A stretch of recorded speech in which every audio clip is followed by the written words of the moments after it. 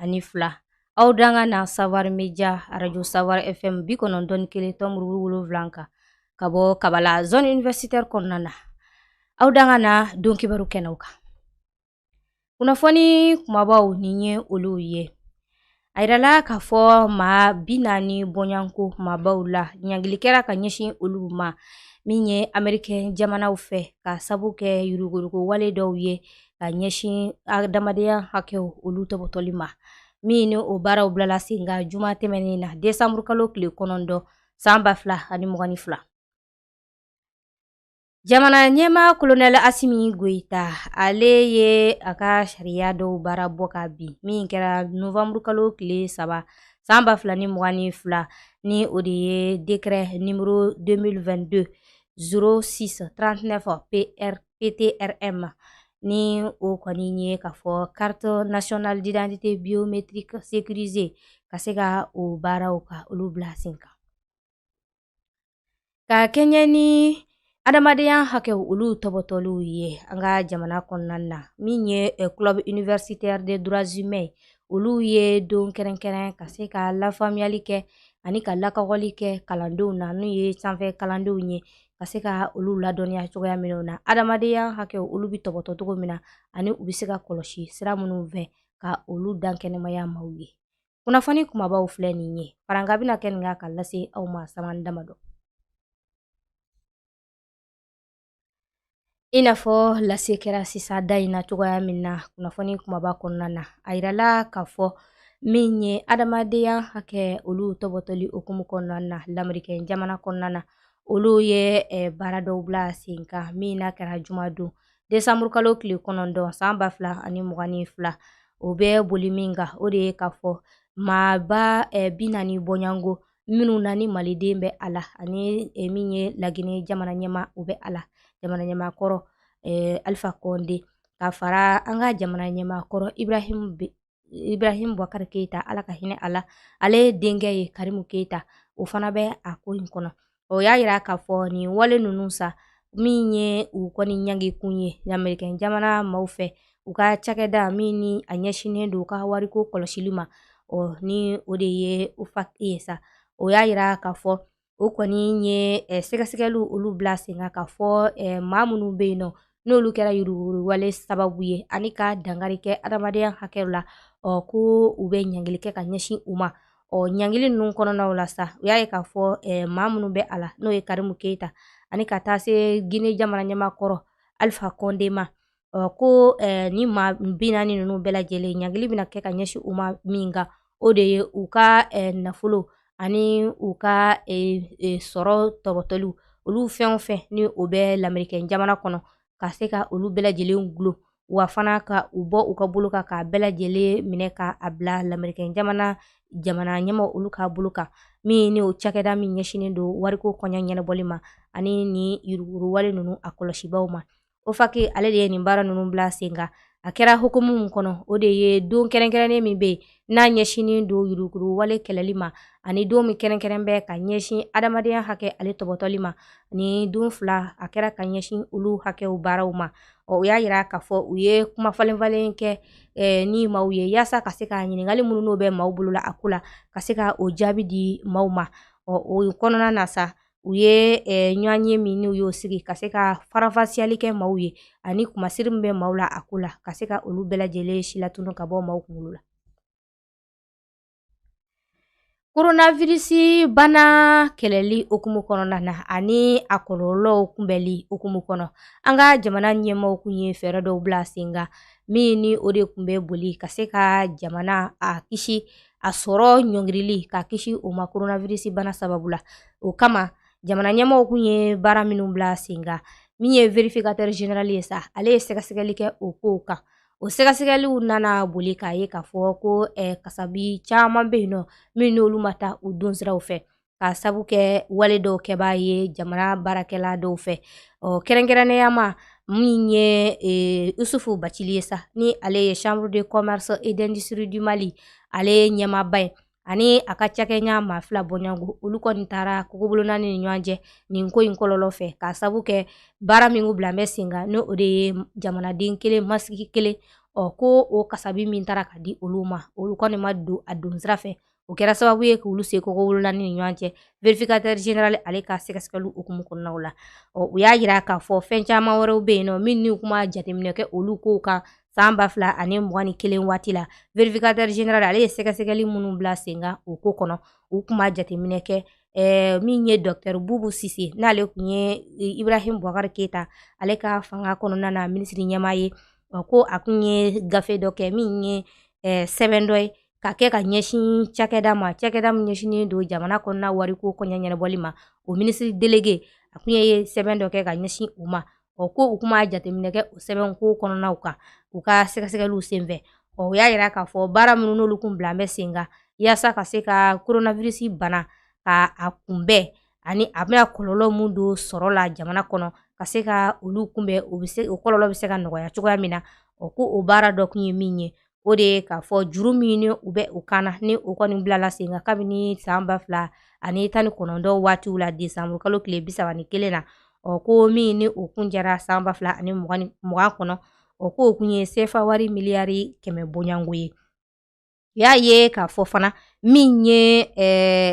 miliyari 100 bɔɲango CFA wari la ko o fana kun tara ka ɲɛsin maa dɔw ma minnu be yen nɔ sa ni olu bɛ coronavirus bana ni kɔlɔlɔ sera u ma n'a kɔlɔlɔ ye olu sɔrɔ ka se ka dɛmɛ di olu ma o kɔlɔlɔ ko kama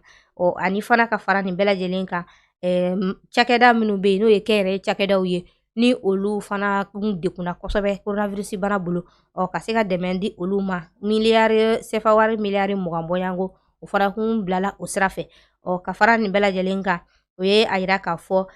min ye ka se ka cakɛda minnu be yen sa ni olu ka baara bɛnnen don kɛnɛya baarakɛminɛnw ka ɲɛsin coronavirus kɛlɛli ma maa minnu be yen n'olu bɛ kɛ o baarakɛbaw ye sa ko ka se ka olu ka taxes ka dɔ bɔ olu la ani ka dɔw yɛrɛ bin ka bɔ u kana ko o baara dɔw fana kun bɛ a ko kɔnɔnaw la minnu ni jɛngɛli caman kɔni sɔrɔla a dɔw kɔnɔnaw la sɛgɛsɛgɛliw senfɛ verificateur général ka baara kɔnɔ Dr Mohamed Kajiri ale ye jɛkulu ɲɛmaa ye min ni o de ye mouvement Sentinelle Malikura o ɲɛmaaba don ale kɔni ye a ka hakilina dɔw di min ye min ye jamana ɲɛmaa ye colonel Assimi Goïta ale ye baara minnu bila sen kan ni o de ye carte nationale d'identité biométrique sécurisée ko o min ni o bilala sen kan a ka sariya gafe dɔ senfɛ min n'o bilala novembre kalo tile 3 san 2022 n'o ye décret numéro 2022 0639 PTRM ko o baara lawaleyali ale bɛ weleweleda kɛ ka ɲɛsin jamanadenw ma o hukumu kɔnɔna la bari ka d'a kan ko nin kariti kofɔlen min filɛ nin ye ko a bɛna kɛ sababu ye k'a yira diɲɛmaa na k'a fɔ ko Mali ka dayɛlɛlen don diɲɛ bɛɛ lajɛlen ye wa fana ko a bɛna yira diɲɛmaa na k'a fɔ ko CEDEAO ni ba Maliba ni ɲɔgɔn cɛ ko fudugu tɛ u ni ɲɔgɔn cɛ wa fana u y'a yira k'a fɔ kabini san 2014 kɔnɔnaw la ko CEDEAO kun ye nin laɲini kɛ k'a fɔ Mali o jamanadenw bɛɛ lajɛlen fɛn fɛn bɛ CEDEAO kɔnɔ a bɛɛ lajɛlen ka se ka nin kariti in ta ka kɛ a kariti tabaa ye nka ko Mali de kuma ye a kɔnɔ fɔlɔ nka Mali ta o dankɛnɛmalen filɛ nin ye y'a yira k'a fɔ Jire ale ka fɔliw kɔnɔ k'a yira nin ko in min filɛ nin ye ko camancɛ fanga ɲɛmaaw ale bɛ laɲini min kɛ jamana kɔnɔna politikimaw fɛ o de ye ka dɛmɛ don camancɛ fanga ma bari ka d'a kan baara ni fili tɛ ban ko fili min n'o kɛra baara kɔnɔ u k'o filiw ta k'olu lajɛ u ni ɲɔgɔn cɛ o kumana dilancogo min bɛ sɔrɔ o la u ka jɛ k'o dilan ɲɔgɔn tɛ ko baara la a kɛra ɲuman ye o a kɛra juguman ye ko ala fili kɔni o tɛ ban a kɔnɔ nka ko fili man jugu tɛ segin kɔ o de ye kojugu ye o kumana ko u ka fili baaraw k'olu ta ka u yɛlɛma ka se k'o kɛ ɲumanw ye yaasa jamana in a bɛ se ka bɔ degun kɔnɔ cogoya minnu na ko kariti ko min na a filɛ nin ye k'a bɛ kɛ sababu ye ka da caman yɛlɛ ba Maliba kɔnɔna na bari ka d'a kan ko a baara teliyali ani a sɔrɔli teliyali ko o bɛ kɛ yɛlɛma caman ye malidenw bolo sɛbɛnko siraw fɛ Forum universitaire des droits humains o ye min ye cakɛda club dɔw bɛ yen min ni o de ye club des droits humains olu ka clubu maaw olu ye fara ɲɔgɔn kan kɛ ka se ka don gɛrɛngɛrɛn ka se ka adamadenya hakɛ a tɔbɔtɔli ani a lakanali ka se ka o kunnafoni da maaw tulo kan ka maaw ladɔnniya ka bɔ o kow kalama cogoya min na kisi bɛ se ka kɛ cogoya min na ka bɔ dangarili la maaw ka hakɛw la u y'a yira k'a fɔ yaasa ka se ka o kunnafoni cari u ye wulikajɔw kɛ ka taa kalan sanfɛ kalanso denw ɲɔrɔ k'olu sɛgɛrɛ ni nin ko in ye min ye n'olu ka baara yɛrɛ kalan bɛn bɛ adamadenya hakɛ ale tɔbɔtɔliw ma a ko kɛra u ka sanfɛ kalanso kɔnɔ min n'o ɲɛsin bɛ adamadenya hakɛ olu tɔbɔtɔli kalan ma u y'a yira k'a fɔ o baaraw kɔnɔnaw la u y'a bila sen ka sibiri don min bɛna desanburu kalo ale ye tile 10 ma san 2022 min u y'a yira k'a fɔ a laɲini kun ti dɔwɛrɛ foyi ye ko o de ye ka se ka maaw maninfinw bɛɛ lajɛlen kɛrɛnkɛrɛnnenya ma denmisɛnnakaw ani kalandenw ka se ka olu kɛ ka adamadenya hakɛ tɔbɔtɔli k'a lakodɔn ani ka baara kɛ ni a ye yaasa k'u kisi fili ma fili min bɛna n'u ye ka u don adamadenya hakɛ dangarili la a kow la yaasa ka se ka taaɲɛ sabati jamana kɔnɔnaw la baara dɔw olu bilala sen kan min ye UNESCO ani ISESCO olu maaw fɛ u ka secrétaire général min ni o de ye UNESCO ni ISESCO ye ko professeur Jalo Kaja Mayiga o ni ka fara UNESCO bureau min ni ale bɛ Bamakɔ kɔnɔ yan Madame Umu Diko ka fara ale kan ko u kɛlen don ka baara dɔw bila sen kan min ni o de ye k'a fɔ chargé de programme culture UNESCO ani ISESCO n'o ye Sulemana Samake ye k'a fɔ u ye baara min bila sen kan ntɛnɛn don desanburu kalo tile 12 san 2022 n'a kɛra hôtel Millennium na k'a fɔ ko nin baara ninnu kun ye min ye o de ye ka kalansen kɛ maaw kunna kalansen min ni o ye lakɔkɔli ye ka ɲɛsin jamana kɔnɔna ma lakana min ye adamadenya kalanni o lakanali ani ka taa se politikiko siraw yɛrɛ a sira jɛlen tali yaasa jamana bɛ se ka yiriwa sira ta cogoya minnu na ko baara in kun dabɔlen don olu kama nin baara min n'a bilala sen kan UNESCO bureau fɛ Bamakɔ kɔnɔ ani ka fara CNMUE kan olu minnu n'olu de y'a baara lawaleya ko u ka nin baara in kun bi boli maa minnu kalanni kan o de ye délégué maa mugan bɔɲango ka se ka olu lakɔkɔ dɔnniya ɲinini siraw fɛ yaasa ka se ka an ka cakɛdaw kɔnɔna a yiriwa siraw olu bɛ se ka o dɔn cogoya mun na ka se ka baara kɛ ni o ye denmisɛnw ani min ye denw ani mɔdenw olu bɛ se ka dɔnniya sɔrɔ sira fɛ jamana yɛrɛ ale talen ɲɛfɛ ka se ka o yiriwa siraw ka o don u kɔrɔ u bɛ se ka don u ka baara kɛtaw la jamana kɔkan kibaruyaw la a yirala k'a fɔ min ye États-Unis ye sa ale ni Afrique n'o ye farafina jamana ɲɛmaw ye olu bɛna ɲɔgɔnye kɛ ɲɔgɔnye min n'a baaraw n'olu dabɔra desanburu kalo tile 14 na san 2022 ni a tako filanan ye nin ye n'a baaraw kɔni ju jɔna maa min fɛ o de ye Barack Obama ye n'ale ye lamɛrikɛn jamana ale ye jamana ɲɛmaa kɔrɔ ye u y'a yira k'a fɔ o baara ninnu kɔnɔnaw la min ye ka se ka baara bolodi ɲɔgɔnma o sabati farafina jamana ani lamɛrikɛn jamana ni ɲɔgɔn cɛ ko baara in dabɔra o de kama nka nin baara min n'a bilalen filɛ sen kan n'a a bɛ ka kɛ Washington kaw fɛ yen nɔ k'a fɔ ko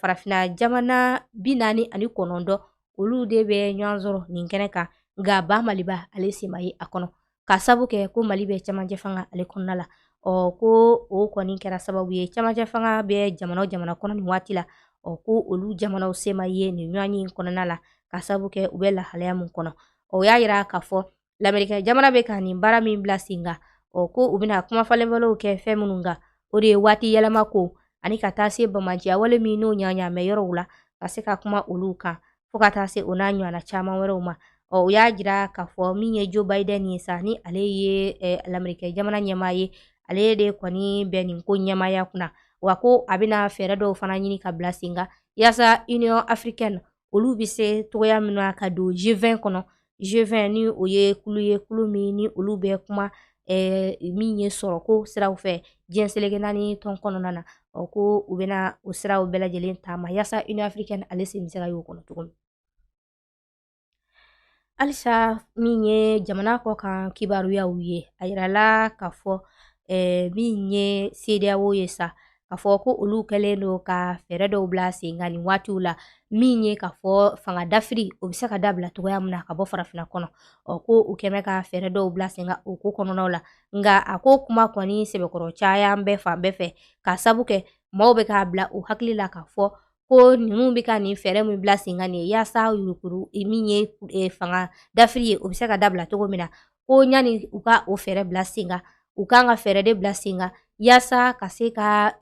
jamana u bɛ se ka mara cogo min na ka ɲɛ yaasa fanga dafiri yɛrɛ u kana se ka bɔ a ko kɔnɔ ko o de kan ka kɛ fɛn min kan ka bila sen kan nka ko nin min n'o filɛ ka daminɛ u fɛ nin CEDEAO fɛ ko o ye yɛrɛmakaran de ye u jamana ɲɛmaa damaw ka u yɛrɛmakaran ka bɔ finitigilakaw olu ka fanga dafiri bolo. Farikolo ɲɛnajɛ kunnafoniya an bɛ taa o kɔnɔna na. A yirala k'a fɔ min ye Qatar 2022 Coupe du Monde ale kɔnɔna na min ye ndolan kura wɛrɛ bɛ yen min ni o kɔni bɛna k'a ka finale kɔni ta ndolan kura min ni o kɔni tɔgɔ de ye k'a fɔ ko Al Hilm ko ndolan kura in ale tɔgɔ de y'o ye k'a fɔ ndolan kɔrɔ min ni o kɔni fɛnɛ kun bɛ ka taa ko nin kuma min filɛ n'o ye Al Hilm ye sa k'o ye arabukan de ye a kɔrɔ de ye rêve n'o ye sogo ye k'a fɔ min ye rêve ni a kɔni ɲɛfɔliw kɛra o de ye k'a fɔ